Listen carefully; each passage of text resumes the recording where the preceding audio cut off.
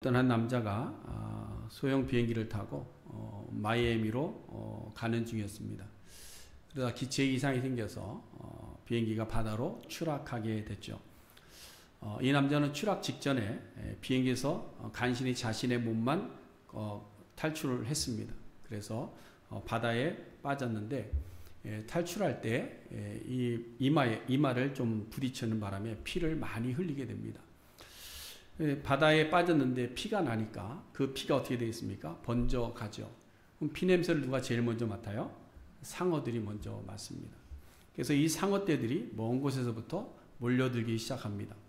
이 사람은 조금 있으면 이 상어들에게 물려서 상어밥이 될 그런 형편에 처했죠. 자, 이러한 상황 속에서 우리가 한번 생각을 해보겠습니다.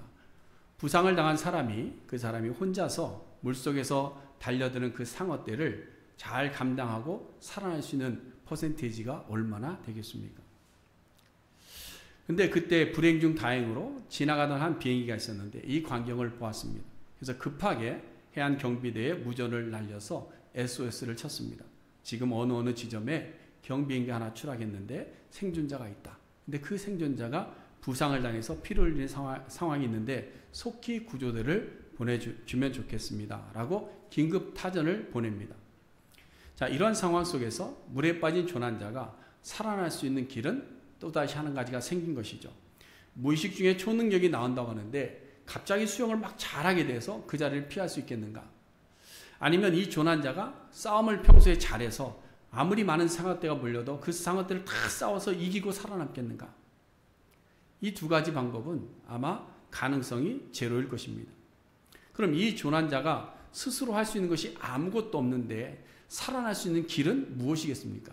바로 구조대가 와서 그 사람을 건져주는 방법 외에는 없다라는 것이죠. 여러분, 우리의 모습이 바로 이런 모습입니다. 죄로 인해서 단절되어지고 우리는 조난자가 되어버렸습니다. 그런 우리 인생에 오직 구조대가 와서 우리를 건져주지 않으면 우리의 영혼은 살아날 방법이 없습니다. 우리는 죄로 인해서 죽은 영혼들이 되었기 때문이죠. 죄의 싹은 사망입니다.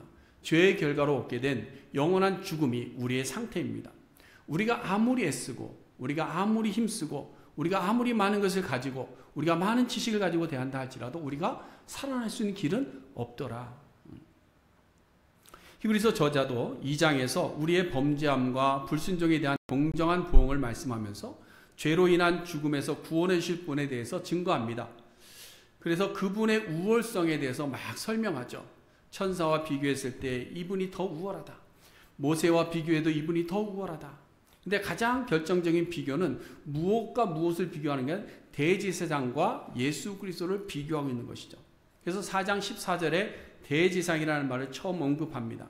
그리고 나서 7장까지 계속해서 육체를 따라 된 레위지파 대제사장과 멜기세덱을 따라 대제사장 되신 예수 그리스도를 비교하면서 지금까지 쭉 설명을 길게 한 겁니다.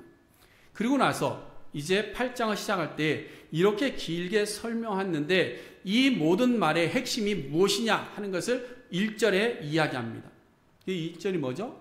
이러한 대제사장이 누구에게? 우리에게 있다. 이것을 이야기하기 위해서 길게 4장부터 7장까지 쭉 설명을 한 겁니다. 천사보다 우월하시고 모세보다 우월하고 모든 제사장과 차원이 다른 그런 대제사장이 지금 어디에? 우리에게 있다라는 거예요. 우리에게 있다.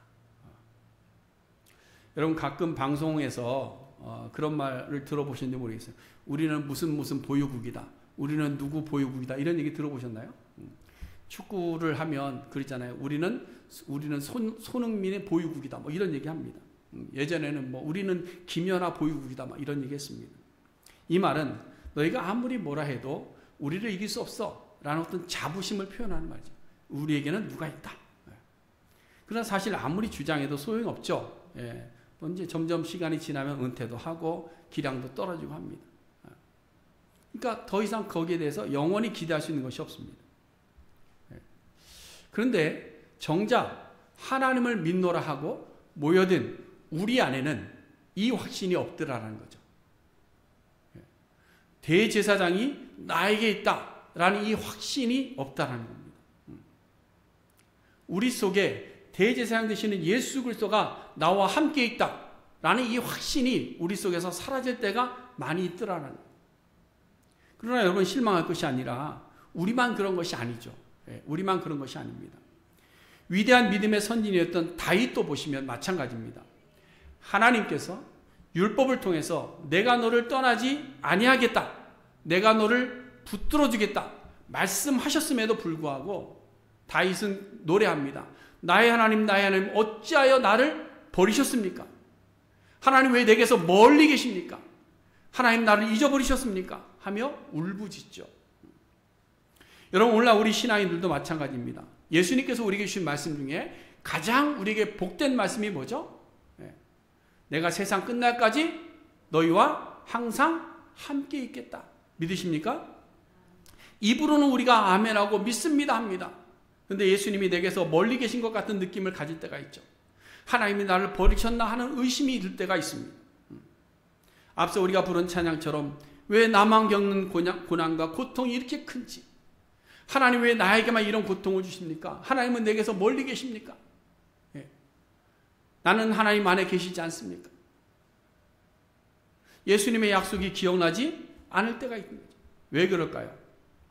그것은 우리의 신앙의 기본 뿌리가 환난과 핍박 중에서 나를 도와주는 하나님에게만 뿌리를 두고 있기 때문입니다.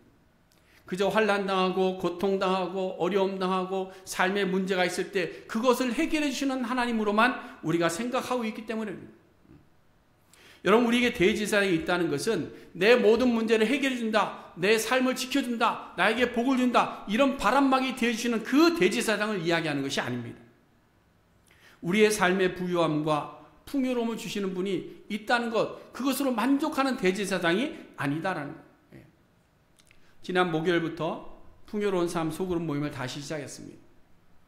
세상의 핍박에 대해서 우리가 지난주에 나눴습니다. 근데 우리는 모두가 너무 복된 삶을 살고 있구나라는 것을 생각했습니다. 왜? 물어보니까 우리 성도님들이 환난과 핍박이 없는 거예요. 무슨 핍박을 받았습니까? 그러니까 핍박받은 게 없는 거예요. 예수 믿는다고 고난당한 게 없는 거예요. 너무 좋은 것 아닙니까? 내가 하고 싶으면 하고 하기 싫으면 안 해도 되는 거예요. 누가 내가 안 한다고 해서 나에게 뭐라고 하지도 않습니다. 예수 믿는다고 내가 손해보는 것도 없습니다. 예수 믿는 것 때문에 고통당하지 않습니다. 신앙생활 하는데 우리가 신앙생활 하는 것 때문에 여러분 불이익당하는 것 있습니까? 한번 생각해 보세요. 그렇다면 여러분, 이것이 우리에게 대제사장이 계시기 때문에 환난과 핍박도 없고 편안하고 좋은 삶을 우리가 누리고 있는 것일까요? 여러분, 오늘 우리는 예수가 우리에게 있다는 이 말의 의미를 좀 새롭게 깨닫게 되는 시간이 되기를 간절히 바랍니다. 히브리서 저자가 예수님을 대제사장으로 강조한 이유가 있습니다. 하나님께서 맹세하시면서 예수님을 멜기세덱의 반차를 따라서 대제사장 되게 하신 이유가 분명히 있습니다. 다른 비유도 많죠. 왕으로 표현할 수도 있습니다. 선지자로 표현할 수도 있습니다. 그런데 예수님을 대제사장으로 세우셨다는 거예요. 여러분들은 신앙생활을 왜 한다고 생각하십니까? 왜 우리가 신앙생활을 하죠? 우리가 신앙생활을 해야 되는 이유가 어디에 있다고 여러분들은 생각하십니까? 많은 분들이 신앙생활을 왜 합니까? 라고 물으면 가장 많은 대답이 뭐냐? 천국 가려고요. 그렇죠? 왜 예수를 믿습니까? 천국 가려고. 그럼 왜 예수의 교회에 와서 예배하고 또 기도합니까? 그랬더니 마음의 위로를 좀 얻으려고요. 이렇게 말하시는 분도 있어요. 그런가 하면 교회를 떠나가는 사람들을 보면 교회 안에 있는 부도덕한 사람들의 모습을 보면서 실망했기 때문에 거룩하지 못한 모습을 보면서 교회를 떠나가고 이기적이고 배타적인 모습을 바라보면서 더 이상 신앙생활 교회를 못 가겠습니다 하는 사람들도 있습니다. 여러분, 다 우리에게 필요하죠. 마음의 위로도 우리에게 필요합니다. 선한 행실도 필요합니다. 도덕적으로 성장하는 것도 필요합니다. 사회를 품는 것도 우리는 필요합니다. 고통당한 자들을 위해서 기도하는 것도 필요하고 그들에게 선한 일을 앞장서는 것도 필요합니다. 그러나 이것이 우리 신앙의 뿌리가 되는 건 아니다라는 것이죠. 이것은 우리의 신앙의 뿌리가 견고하게 되었을 때에 나타나게 되는, 당연히 나타나게 되는 결과물들이지 그것이 신앙의 근본 이유가 되는 것은 아니다라는 거예요. 그럼 신앙의 근본, 신앙생활의 근본 뿌리는 뭐냐? 복음 중에 복음이고 성경의 중심이라고 하는 요한복음 3장 16절 말씀 우리는 다 암송하고 있습니다. 그렇죠? 이 말씀이 복음과 성경 전체의 핵심인 이유는 무엇인가 하면 하나님이 우리에게 영생의 길을 열어주셨다라는 것 때문입니다. 하나님이 세상을 이처럼 사랑하셔서 독생자를 주시고 멸망의 상태에서 우리에게 영생을 얻게 하셨다. 이것이 우리에게 주는 가장 핵심적인 복음입니다. 여기 전제가 뭐냐면요, 멸망의 상태에 있는 죽음을 이야기합니다. 전제가 뭐냐, 우리가 멸망의 상태에서 죽음에 있었다라는 거예요. 다시 말해서 우리 온 인류는 아담의 범죄에 의로 죄로 인해서 죽은 인생이고 계속해서 죄를 범하는 인생이 되었다는 거예요. 이 죽음의 상태에서 다시 일으켜 영생을 얻기 위해서 반드시 필요한 중간에 매개가 하나 있습니다. 그것이 뭐냐? 독생자 예수 그리스도. 근데 예수 그리스도만을 이야기하는 것이 아니라 그의 제물 되심, 이것이 강조됩니다. 예수님께서 십자가의 제물 되심은 구원의 마지막 완성입니다. 이것이 우리가 신앙생활하는 이유입니다. 이것을 우리가 이해하기 위해서는 성경의 역사 속에서 좀 이렇게 이어져 내오는 맥락을 좀 볼 필요가 있는데요. 창세기 3장에서 죄가 세상에 들어옵니다. 죄가 세상에 들어온 이후부터 하나님께서 하시는 일이 뭐냐? 이 세상에 들어온 이 죄를 제거하는 일들을 하시기 시작합니다. 자, 아담과 하와가 에덴 동산에 쫓겨났습니다. 근데 가장 먼저 그들에게서 확 드러난 것이 뭐냐? 살인죄입니다. 형 가인이 동생 아벨을 죽이는 살인의 죄의 모습이 가장 먼저 드러납니다. 이 죄에 대해서 하나님 어떻게 하셨느냐? 저주하셨습니다. 저주. 이것은 죄라는 것은 심판의 대상이다라는 것을 이야기하는 것이죠. 근데 이 과정에서 하나님이 저주하실 때에 완전히 끊어버리시는 것이 아니라 표를 주셔서 사람들에게는 죽임당하지 않게 하시는 기회를 제공해 주는 거죠. 그 다음에 또 6장으로 가보면 사람이 땅에 번성할 때 함께 번져간 것, 사람들 속에 가득하게 된 것이 뭐라고 이야기하죠? 죄입니다. 죄. 하나님은 또 이 죄를 벗겨내시는 작업을 하십니다. 뭘 준비하셨어요? 홍수를 준비한 겁니다. 그래서 죄로 물든 세상을 쓸어버립니다. 근데 쓸어버릴 때도 다 쓸어버리지 아니하시고 다 죽이지 아니하시고 누구를 준비하죠? 노아를 준비합니다. 노아의 방주를 통해서 구원의 길을 열어주십니다. 자, 이렇게 하나님께서는 죄로 인해서 단절된 인류를 회복하신 일들을 지금껏 하고 계신 거예요. 죄에 대한 심판을 가르쳐 주십니다. 죄에 대한 형벌을 가르쳐 주십니다. 그러면서 죄에서 건진받을 수 있는 길을 계속해서 제공하고 있는 거예요. 그리고 이러한 심판과 형벌에도 이르지 않게 하시기 위해서 이스라엘 민족을, 히브리 민족을 애굽에서 건져내신 이후에 광야 생활 40년 동안에 두 가지 중요한 것을 이스라엘 민족에게 주십니다. 첫 번째가 율법이고 두 번째가 성막입니다. 여러분, 이것을 우리가 꼭 기억하고 계셔야 됩니다. 율법과 성막을 광야에서 하나님께서 이스라엘 백성들에게 주셨다는 거예요. 이게 왜 중요한가? 율법과 성막이라는 것은요, 다른 것과 연관되는 것이 아무것도 없습니다. 오로지 무엇과 연관되느냐? 죄와만 연관돼요. 죄. 율법의 기능이 뭐죠? 죄를 드러나게 하는 거예요. 율법의 기능은 다른 게 아닙니다. 죄를 드러나게 하는 겁니다. 율법 지켰다고 너희들이 깨끗해진다는 것이 아니라 율법을 통해서 죄가 무엇인지를 알게 하는 것. 이것이 율법의 기능입니다. 율법은 도리어 죄를 드러내서 무엇이 죄인지를 알게 하시는 것이 율법이죠. 그래서 사도 바울은 로마서에서 반복적으로 강조하는 것이 율법은 죄를 알게 하고 율법은 스스로 거룩하게 하는 것이 아니라 더욱더 죄인됨을 알게 하려 함이라, 이렇게 말씀합니다. 그럼 성막은 뭐죠? 성막은 율법 이후에 하나님께서 정하신 것으로 성막의 유일한 기능이라는 것이 뭐냐? 죄의 문제를 해결하는 장소가 성막입니다. 이스라엘 백성들에게 이제는 죄에 대한 해결책이 생긴 거죠. 율법을 통해서 죄를 알게 됩니다. 아, 이것이 죄구나. 하나님의 이름을 거룩히 지키지 아니하고 죄를 거룩히 지키지 않으면 죄구나 라는 것을 알게 합니다. 그럼 이 죄의 문제를 어떻게 해야 되느냐? 해결해야 돼요.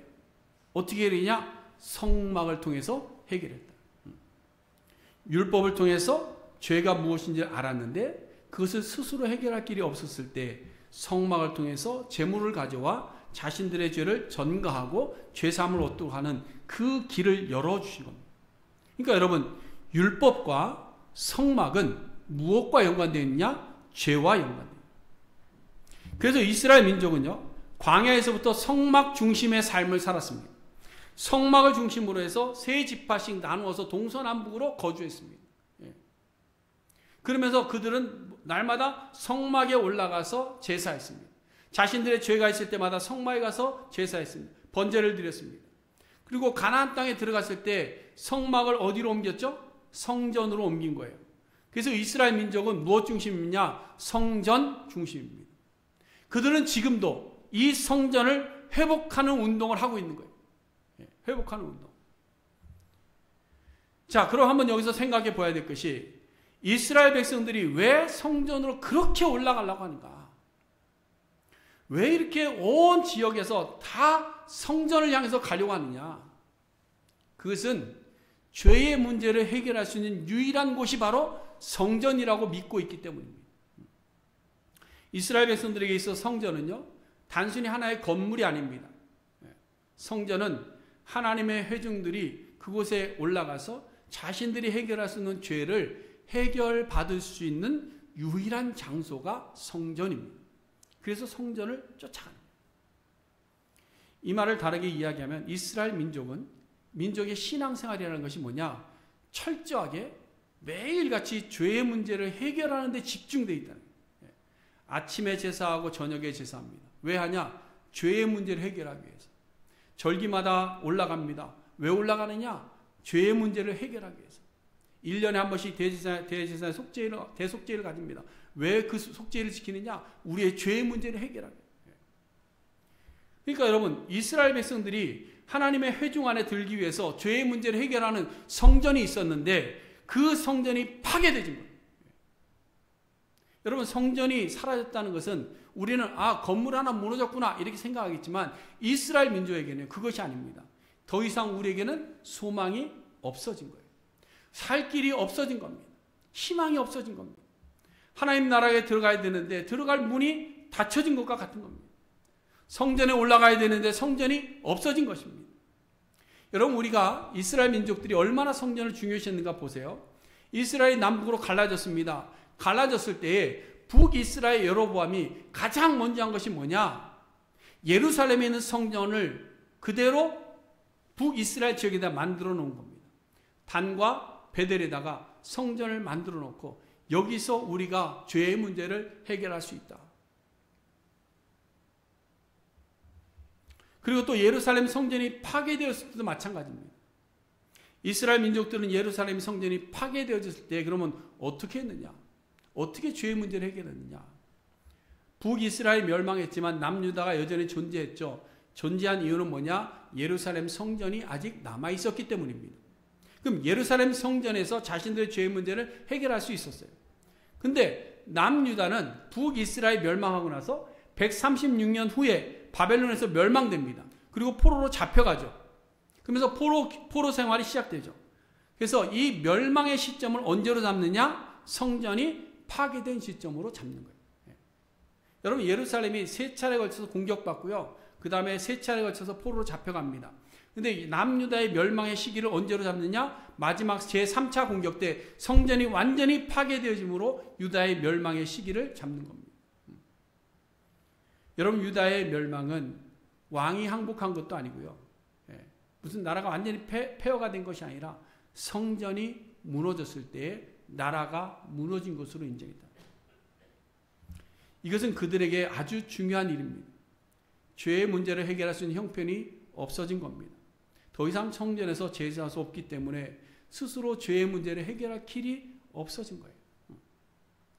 자, 그럼 포로 생활을 하면서 유다 백성들은 그럼 어떻게 신앙생활을 했고 어떻게 죄의 문제를 해결하려고 노력했느냐? 여러분, 유대교, 우리가 이스라엘 민족을 유대교 부르는데요. 유대교가 아브라함 때부터 시작된 것이 아닙니다. 유대교의 시작은 바벨론 포로 귀환 시기부터 시작이 됩니다. 그때부터 유대교라는 것이 시작되죠. 그러면 유대교의 특징이 뭐냐면요. 성전주의라기보다는 율법주의가 중심인 것이 유대교입니다. 성전에서 죄의 문제를 해결하기 어렵게 되었습니다. 바벨론에 포로 잡혀갔습니다. 그러면 바벨론에서 이 유대인들이 모여서 어떻게 했느냐? 율법을 연구하기 시작한 거예요. 하나님께서 모세를 통해서 주셨던 그 율법을 연구하고 그것을 배우고 그것을 해석하면서 율법을 지켜나가는 과정들이 시작된 겁니다. 그래서 시작된 것이 하루 3번 기도하는 시간. 그래서 다니엘이 몇 번 기도했어요? 하루 3번. 어디를 향해서? 예루살렘을 향해서. 기도하면 죄의 문제가 해결되는 걸 생각합니다. 그래서 이 유대교의 시작은 누구로부터 시작되느냐? 학사 에스라부터 유대교가 시작된 겁니다. 학사라는 말의 의미는요, 그 학사라는 단어가 그 에스라부터 시작이 되거든요. 그 이전에는 학사가 없었습니다. 율법을 뭐 해석하고 율법을 가르치고 뭐 이런 것이 없었어요.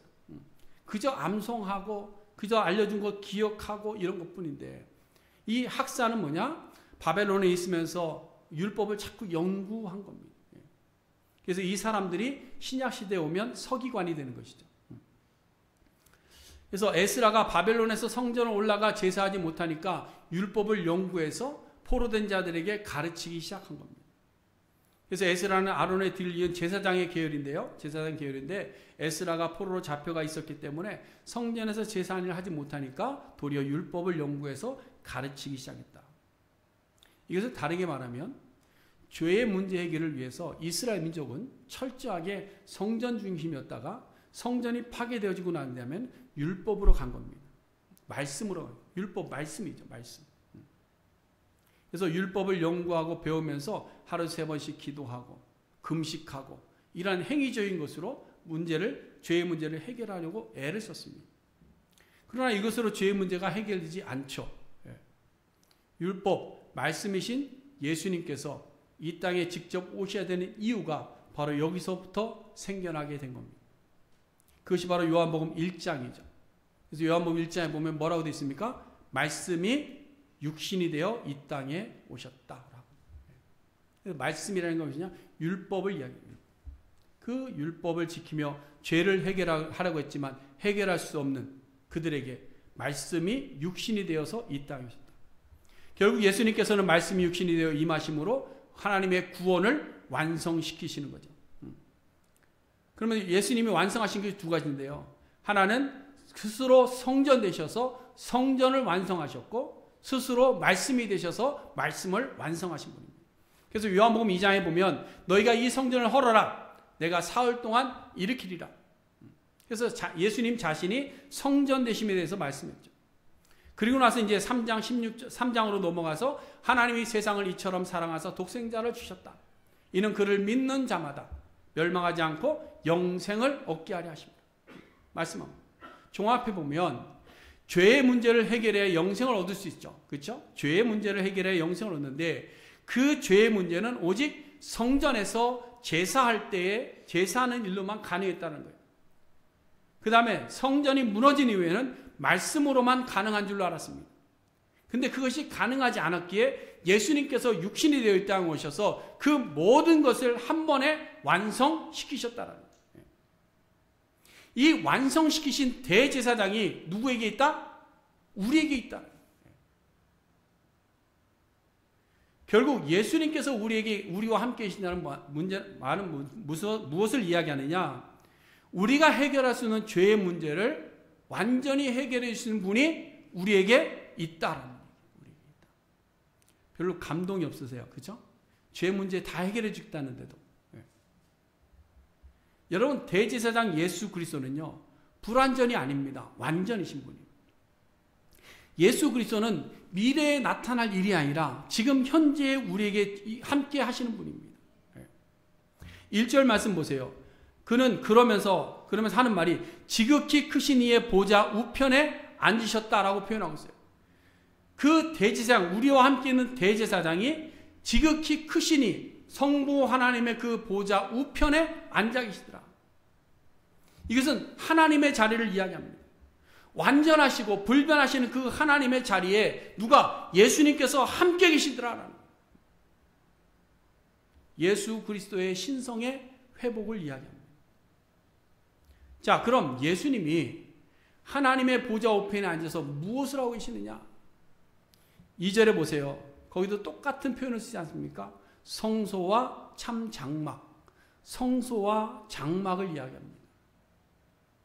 제사장이 하는 일은 백성들의 죄 문제를 해결하기 위해서 성소와 장막에서 제사 드리는 일을 한 것이 이 제사장들의 일입니다.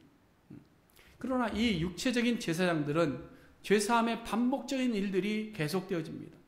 오늘 지은 죄가 있으면 그 죄의 문제를 해결하기 위해서 성전으로 올라가서 준비된 제물을 가지고 제사를 드리고 그 제사를 드리면 죄의 문제 해결받고 또 돌아와서 죄 지으면 또 제물 갖고 올라가서 제사해서 또 해결받고 이런 일들을 반복적으로 했습니다. 죄의 문제를 해결하기 위해서. 근데 이 죄의 문제를 어디서도 똑같이 하느냐? 하늘에서도 동일하게 한다. 하늘에서도. 성소에서 예수님께서 제사장이 되셔서 죄의 문제를 해결하는 일이 벌어진다는 거예요. 우리가 하나님 앞에 섰을 때에 우리의 죄의 문제, 완전히 하나님의 나라를 들어가는 그 순간에 우리의 유일한 죄의 문제를 누가? 예수님께서 해결해 주시더라라는 거예요. 그 하늘의 모습을 이 땅의 모형으로 보여주신 것이 모세를 통해서 짓게 한 성소고 장막이다라는 거예요.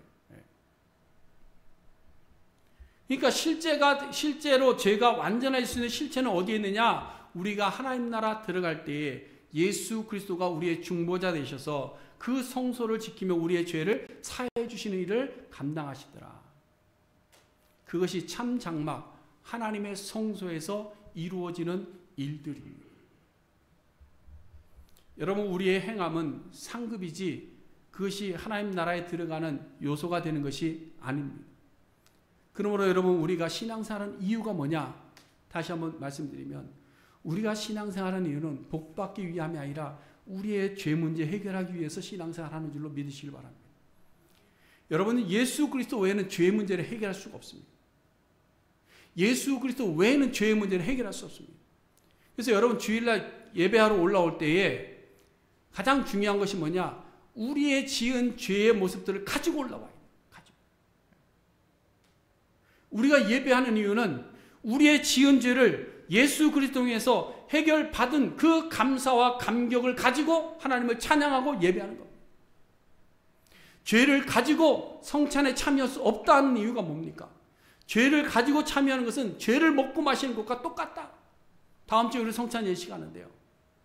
성찬 예식을 통해서 우리가 깨달아야 될 것이 뭐냐? 예수 그리스도가 나의 모든 죄를 사해 주심을 믿고 나아가는 자들이 기쁨과 감사함으로 그 잔을 먹고 마시는 겁니다.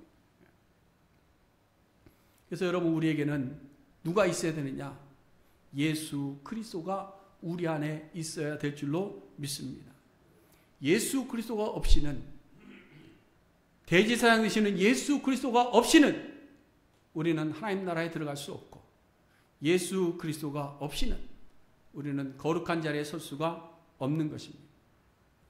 제가 이번에 한국을 방문했을 때 평생 처음으로 방송국을 가봤습니다. 방청객으로.